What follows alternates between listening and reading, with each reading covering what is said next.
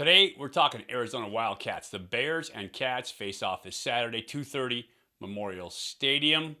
They got an X Factor at quarterback. It's coming up right now.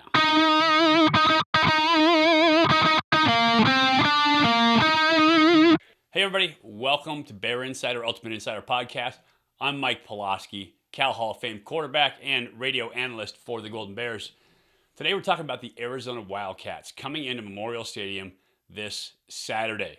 Sad stat, the Bears haven't beaten the Cats in their last 6 attempts. Goes all the way back to 2009 since the last victory that the Bears had over the Cats.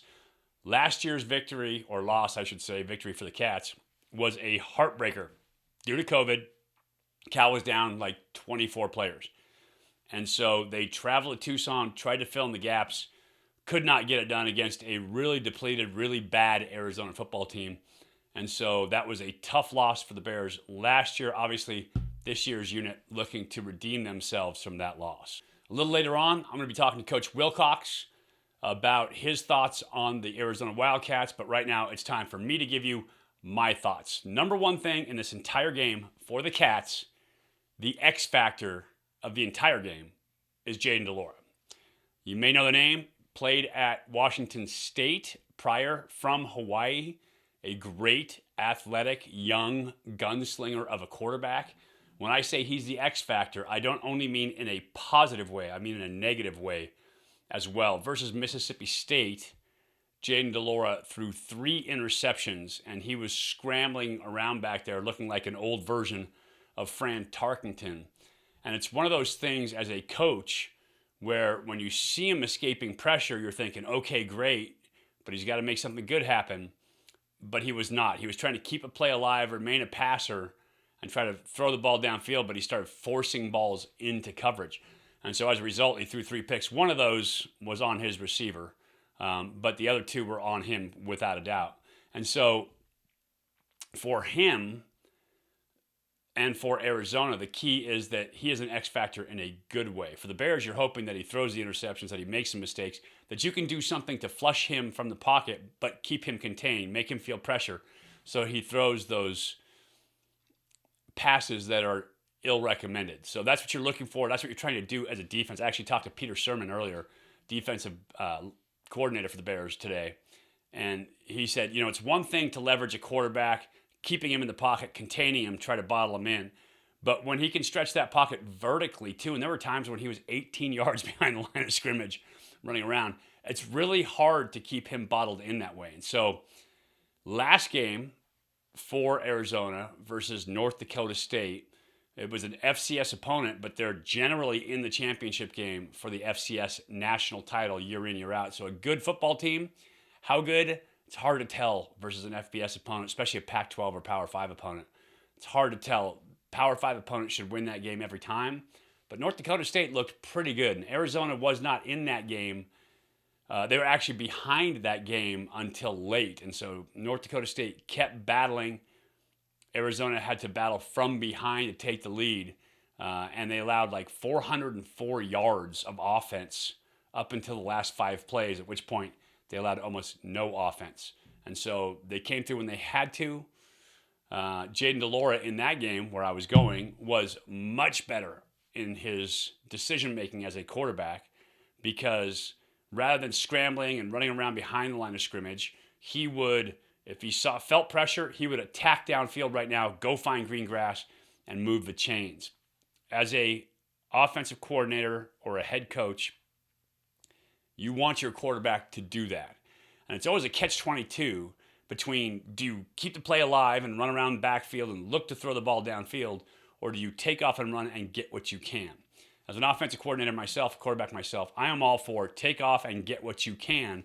But there are times late in the game, your team is behind, you need the big play where you want to keep things alive. Jayden de Laura has the athletic ability to do just that. He will remind some of Kyler Murray. He is that kind of athletic and elusive back there. Talking to Coach Wilcox, and we will talk to him in a little bit. It's one of those things that drives a defensive coach nuts, because really hard to contain. Do you spy, meaning leave a guy in to protect against his running ability? Do you close the pocket on him, but then he can squirt through? how do you keep him hemmed in and make him try to beat you with his arm? And so that's what the Bears are going to have to do on defense with Jayden de Laura this week. A couple guys to look at for them on offense. One, Jaden Cowing, a wide receiver for the Cats, a very, very good football player. He is leading the team right now with receptions. He was actually, outside of UTEP, unrecruited by Power 5 schools coming out of high school. And so he went to UTEP, played there for 3 years, had 141 catches, was very good at UTEP, transferred out back to Tucson this year, and so he leads Arizona in terms of catches and touchdown catches on offense. He's number 2. You will see him. Has 5 TDs on the year, and so a very good football player for them at that wide receiver position. At the tailback spot, it's one guy. It's Wiley, Michael Wiley. He is 6 foot, 210 pounds, but he is the smaller of the 2 backs coming into this game. When you see him, he reminds you a little bit of Jaden Ott. He's got that burst and the quickness, but good vision and the ability to cut. And so he's a dangerous running back. I think he has about 230 yards on the season so far. He's a very good football player, continues to play for the Cats. He's a junior this year and continues to show up in that lineup. He is the starter at that tailback position. Their other back, DJ Williams, is actually a transfer from Auburn, comes in at 6'2", 225, and he is a big back, but he has power and speed. He can also go get it, too, on the ground. And so a good running back there as well. At tight end, Tanner McLaughlin is the main target. He's the guy who is caught more balls than anybody at that position. He's a good football player. They will target the tight end, and Jayden de Laura will spread it around because when he scrambles, he moves around a lot. One other receiver to keep your eye on is Tateroa McMillan out of Servite High School in Anaheim. He is the highest recruit at receiver for Arizona in their history, a 5-star recruit coming out last year. So he's young, but he's talented.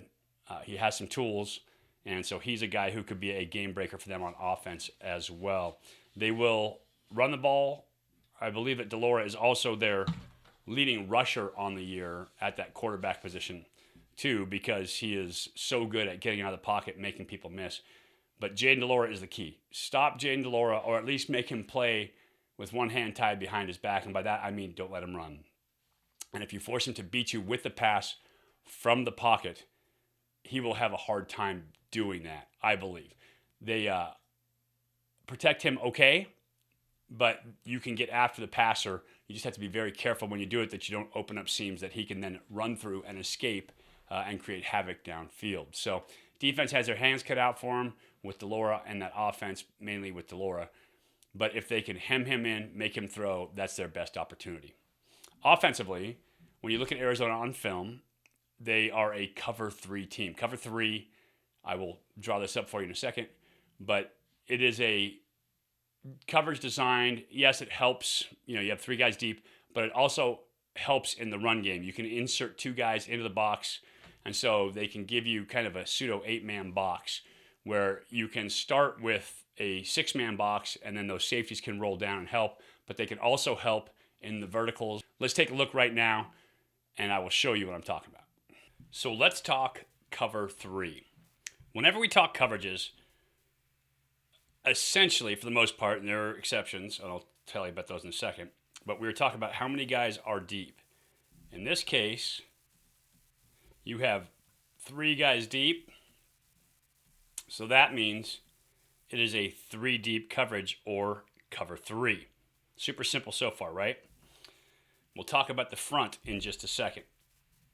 Now, what has to happen in cover 3 is as these guys cover deep, you also have to have people that cover the flat. And so these linebackers in this case will buzz out, and they will be responsible for the flat here.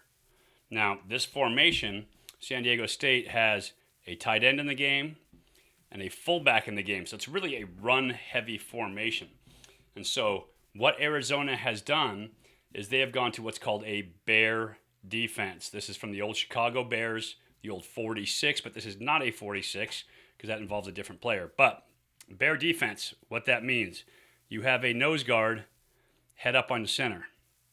You have another player who is either inside shoulder of the tackle or outside shoulder of the guard. And then on the other side, same thing, inside shoulder of a tackle, outside shoulder of the guard. And so you also have a total of 5 players up front, 5 men up front. And what that gives you is individual matchups all across the board in terms of pass protection. You have great gap integrity in terms of big guys being in gaps and then linebackers able to fill in the bubbles being where you do not have a lineman covered up. That is called a bubble. So that was cover 3 out of the bear look. Now let's take a look at it out of a standard over formation. And so by over, I'm once again talking about that defensive line. This is an over front. What does that mean? The tight end or strength for this formation is right here. So that denotes strength for you as a defense. What you've done is you've taken a 4-man front and you shifted it to strength. An even front would be tackle over guard, playing a 5 technique over the tackle, nose guard or tackle over the opposite guard, and then another 5 technique or even a 6 on that tight end here. So instead, what they have done is they have shifted the nose guard down, and he is shoulder, an eye shade, or excuse me, a one shade on that center. Your D tackle has become what you call a 3 technique player at that defensive tackle position. And then your defensive end is once again in that 5 or 6 alignment. And all those, when I'm talking about numbers, those alignments are where they are lined up on the offensive lineman. So a 0 technique would be heads up on the center. 1 would be either shoulder. A 2 technique or 2-eye would be inside shoulder or heads up on the guard. A 3 technique would be outside shoulder, etc., etc. 4, 5, 6, 7, 9. So that's how you figure out when you're hearing about 3 techniques, 1 techniques, all of that in defense.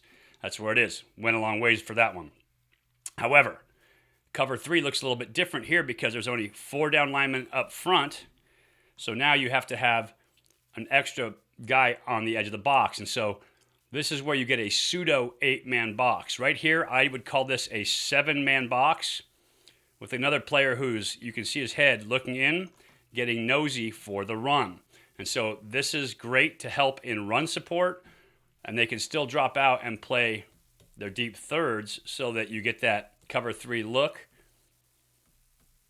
These corners like to disguise and show like they are playing man. You can see the corner up and pressed, but he's going to bail and play that cover 3 position. Now, Nick Saban added a little flavor to the cover 3 of modern days in that he called 3 match, where these inside players, if you go vertical, the number 2 receiver goes vertical, will run with him, and it turns cover 3 into essentially man and makes it a much tougher throw for the quarterback on the inside, because teams used to beat cover 3 by running 4 verticals, where you'd run this man off, run him up one hash, run him up the other hash, and run the other guy off. Now it's 2-on-1 on that safety. And so 4 verts used to kill cover 3. If you wanted to run support, you had to give up those 2 vertical seams, and it made it tougher. But so now Nick Saban has created this 3-match look. Everybody plays it now, where it can become man on the outside if and it's depending on split, that could be man. But these guys will run vertically through zones. You can also call that 3 carry, as they carry any route that comes through that zone. And then there's a term called 3 buzz, where these guys would drop inside, curl to flat on a buzz, and then backers would play hook to curl, and they would be responsible for those vertical routes. So that is a look at cover 3. Arizona runs a ton of cover 3, so you will see that in the game on Saturday.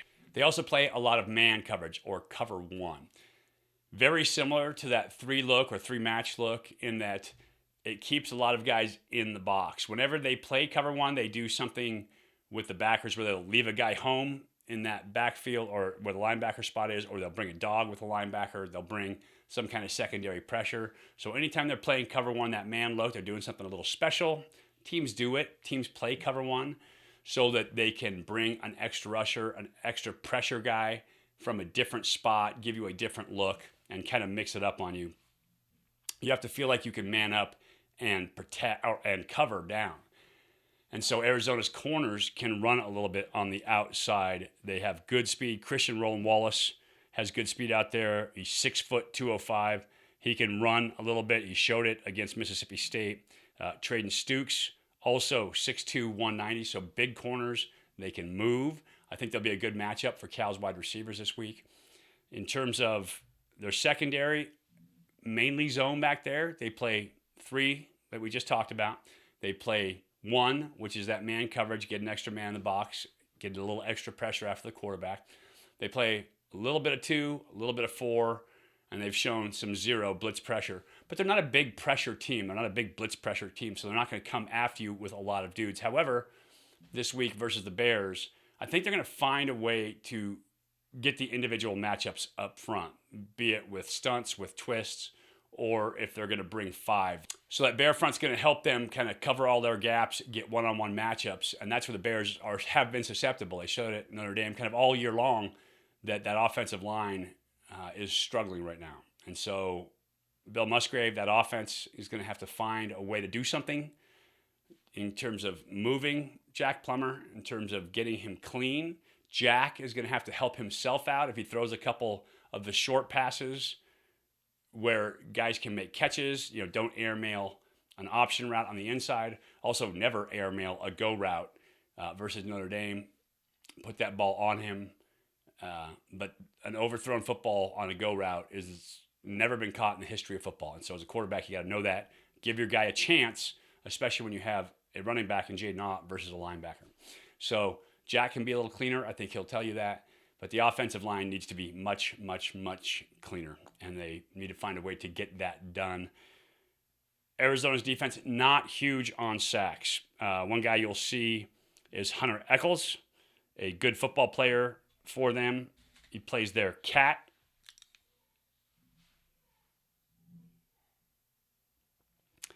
He was the Pac-12 co-defensive lineman of the week last week in his game versus North Dakota State. So a very good football player outside. 5 seasons he spent at USC, 37 games, had 50 tackles, 3.5 tackles for loss, and a sack and a half. So far on the year this year, he's got 2 sacks and 4.5 tackles for loss. And the other guy you're going to see a little bit of up front the Bears have to be concerned about is Jalen Harris, 6'6", so big, tall, long, 275-pound defensive end. He has a sack and a half on the year and 20 tackles. He's active at that defensive end position. He runs around and he gets after the quarterback. The Bears need to do a couple things in this game. They need to establish a run game. They need to be efficient in the passing game by keeping the defensive rush off of Jack Plummer. This team up front, nowhere near what Notre Dame is, but I have to assume that they're better than UC Davis just in terms of talent overall. When I watch film, it's hard to tell because North Dakota State ran the ball really well. Mississippi State just lines you up and goes air raid. So they've seen 3 different teams. And San Diego State had a bunch of tight ends in the game and kind of mixed it around more like the Bears offense is going to look. San Diego State got a bunch of cover 3. North Dakota State got a bunch of cover 3 because they're a running team. And they even played some 3 to Mississippi State. And it's not a great passing defense versus the air raid, but they stayed in it because I think that's what they want to do kind of at their core. They're a 3 team, and they'll just adjust off that team by working either that 3 carry, where those safeties carry guys through the zone, or they'll sit and buzz or play hard down below with those safeties, and so they can adjust it that way. So now that you know a little bit more about cover 3, let's talk to Coach Wilcox about his thoughts for the game tomorrow versus the Cats. Now you're moving into Pac-12 play. You've got Arizona coming in this week. Tell me about the Cats. Tell me your thoughts as you head into conference. Yeah. Offensively, kind of 11, 12 personnel. They'll be game plan oriented. They'll have wrinkles in the game plan. They do a good job on offense. Dynamic wideouts. 4 of their 5 O-linemen are coming back, so they're experienced there. Variety of running backs. They got some big guys. They got some slashers. And the QB, he just makes things happen, man. I mean, he is boy, is he dynamic. And so we've seen him a year ago. And I mean, from the unscheduled plays, you have to defend the play that's called, and then you got to defend the second half of the play, which could be unscheduled. It's the QB making something happen. So they scored 38 in their opener against San Diego State, put up 31 last week. So they're doing a good job defensively, primarily 4 down, a little bit of bear, very active front. Number 1's a good player. Kind of cover 1, cover 3, cover 4, and all the DBs are returning. So they got vets there, and they got a good punter and a good field goal kicker. So Bear defense used to be one of those things that teams would put in that you get 6 or 7 snaps of it in the game, so that you have to practice 15 minutes a day to go against it. Is it still that same type of philosophy for offenses that they have to practice, or is it kind of, we've seen the Bear defense enough, we understand what our solutions are for Bear, and we just go with it? Yeah, you do have to practice it. Now we play we do enough of it on defense that our offense gets it during fall camp and spring ball, and so they see Bear a fair amount. You still have to, the rules change a lot of times, from 4 down to Bear, or even odd, which is 4-0-4. So kind of having your answers there, and they do some of that. So we'll have to be prepared for that. Obviously the quarterback, Jaden DeLore, he's one of those guys that as a coach, you'll either pull your hair out or you'll love him. If you're his quarterback coach, talk about how he changes your thinking on defense. As a guy that can kind of move around, he can sling it when he's in the right position and on balance. How does that change philosophies for your defense? Boy, that's a great question. I mean, he just, because they run the ball, they'll fly sweep, they got play action, and he'll launch it. So they kind of do everything. And then the QB, not giving him the same pitch every time. And, you got to rush him, and then you got to take your shots at dropping against him, and then keeping eyes on him, obviously. And that concept, everybody always, you got to spy the QB that runs like that. Well, yeah, absolutely. But, the person with eyes on him still has to be able to tackle him. He's a very hard guy to tackle. And you also have to cover the talented wideouts. So there's this give and take when you defend guys like that. It'll be ultimately it has to be a team effort on defense. Strikes me that you want to force him to think he has to get rid of that ball as quickly as possible, right? He's not a read on time guy. He's a read, kind of react to open guys quarterback, as I watch film on him. Yeah. The one thing he does do, though, if they aren't, is he'll just hold the ball, and so we always look at that. Is he going to throw it on time regardless? Some QBs will do that. Regardless of the rush, they'll throw it on time. And so there are certain things we would maybe do against a quarterback like that. Now, if it's not on time and he doesn't throw it on time and he just holds it, well, now you're defending a whole nother type of play. It's the scramble, it's the QB run, it's the plaster rules in the back end when the second half of the play starts. And so, yes, you're correct, but there's also this element of now you got to defend the second play. And so it's a challenge. There's no doubt. He is a dynamic guy, and it'll be a great test for the D. Well, I appreciate you coming on today, Coach. Obviously disappointing last week, but looking forward to kind of watching this team turn itself around. Like I said, being Cal, having been around this program for a long time, the one thing that you get with really smart players is the ability to flip the switch and turn it.